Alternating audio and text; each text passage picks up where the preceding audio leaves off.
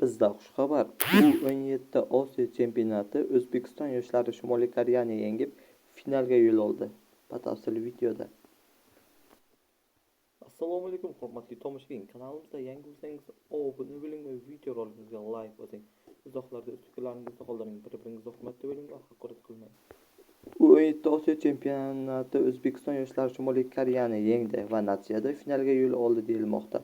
Saudiya Arabistonida o'tayotgan U-17 Osiyo chempionati yarim final bosqichi bahslari o'tkazildi.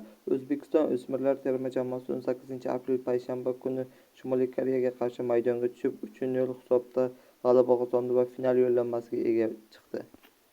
Uchrashuvning 31-daqiqasida hisob ochildi. Sadriddin Hasanov gol urdi va O'zbekiston final sari yetakladi. Oradan 10 daqiqa o'tar-o'tmas Shimoliy koreyalik futbolchi Kang Yong-bom qizil kartochka olib maydondan chetlatildi. Ikkinchi bo'limning 62-daqiqasida esa Jamshidbek Rustamov hisobni 2 ga oshirdi. Oradan 3 daqiqa o'tib esa Abubakar Shukurullayev hisobni yiriklashtirdi. Ushbu g'alaba bilan O'zbekiston yoshlar finaliga yo'l oldi. Yarim finalning ikkinchi juftligida Saudiya Arabistoni yoshlar Janubiy Koreyani penaltilar seriyasida mag'lub etib, g'alabani qo'lga kiritgan. Final bahsi 20-aprel kuni Toshkent vaqti bilan 20:00 da start oladi. Shu bilan yangiliklarimiz o'zini qo'ysak ketdi. Kanalimizda yangi bo'lsangiz obuna bo'ling va videorolikimizga like bosing.